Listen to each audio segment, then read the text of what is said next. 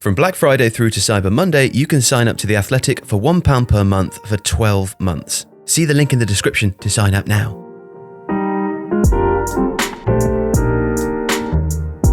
David Silva is widely regarded as one of, if not the best player in Manchester City's history. The attacking midfielder left the Etihad having won 11 major trophies, including 4 Premier League titles. Real Sociedad, the club Silva joined in the summer, sit top of La Liga after 9 games. Silva has 2 assists and 1 goal and has made more passes into the penalty area than any player who's completed more than 3 games. Meanwhile, Manchester City went into the international break in 10th position, having drawn 3 games and lost 1. Now, while there's no doubt that their squad still possesses huge quality, the side are missing Silva's abilities.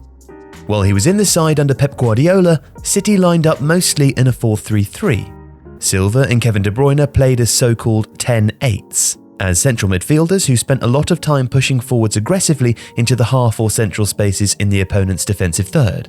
This allowed City to build the 2-3-5 shape in possession that meant they could create lots of passing triangles that could harm the opposition, with the fullbacks tucking inside to hold alongside Fernandinho.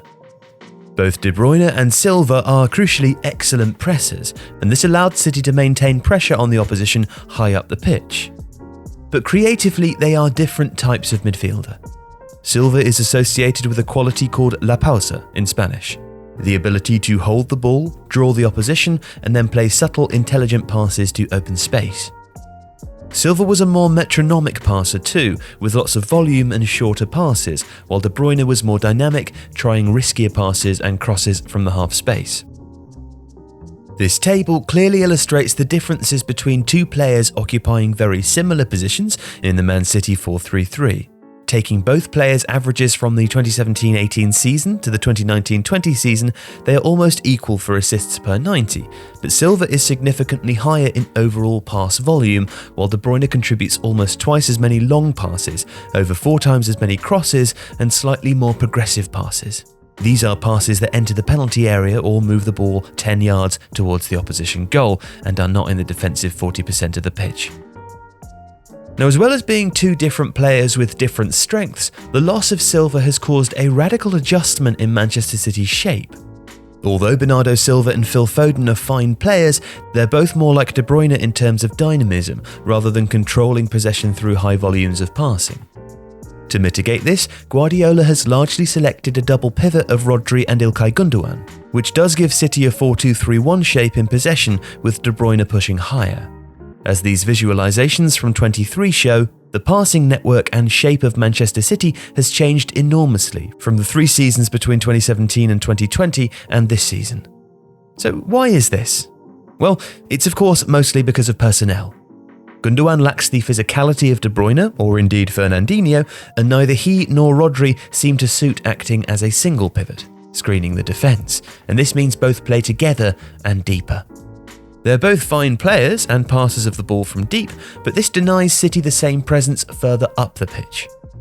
And even if either player could work as a single pivot, neither Foden nor Bernardo Silva possesses David Silva's ability to hold off on passing until the player is drawn. Both are more dynamic. And while this could work, with either acting as a second 10/8 alongside De Bruyne, City would perhaps lack the passing control that Guardiola has usually built his systems around. It would also likely leave City too defensively porous through the middle. And that leaves Guardiola with limited options. Despite the players he has at his disposal being of high quality, they cannot replicate his successful 4-3-3 system and style as easily as when David Silva was a key part of the side. And that's meant that Guardiola has relied increasingly on De Bruyne, pushing up to support the striker. His physicality and dynamism are actually underappreciated qualities when considered alongside his passing range. He possesses the attributes to be a genuine box-to-box midfielder as well as a 10, but this all-round ability, alongside the limitations of his midfield colleagues, has caused City to lean too heavily on his abilities to change a game in their favour. Without David Silva, De Bruyne must take on City's creative functions largely on his own. And apart from De Bruyne's 3 assists, no City player has more than 1. All of these are from wide players too, 1 each from Ferran Torres, Riyad Mahrez, Joao Cancelo and Raheem Sterling. City cannot suffocate teams high up the pitch and pick their way through defences. They have to rely on pace and running now, which is a significant departure from Guardiola's preferred style of play. The absence of David Silva, and crucially, the inability of anyone else in the squad to replicate his set of abilities, has changed City's shape and how they attack. And so far, it's not been for the better. From Black Friday through to Cyber Monday, you can get The Athletic for just £1 per month for 12 months. Yes, that's right, £1 per month for 12 months. Exclusive access to dedicated Premier League team journalists, plus all of your favourites, including David Ornstein, Ollie Kay, Daniel Taylor and Amy Lawrence, not to mention 10 other sports, a host of podcasts and some of the world's best sports journalists. The Athletic is truly the place to be, and you can now join with definitely the best deal of the year. £1 per month for 12 months. Visit the link in the description to join up now, just with the best deal of the year. theathletic.com/Tifo Football.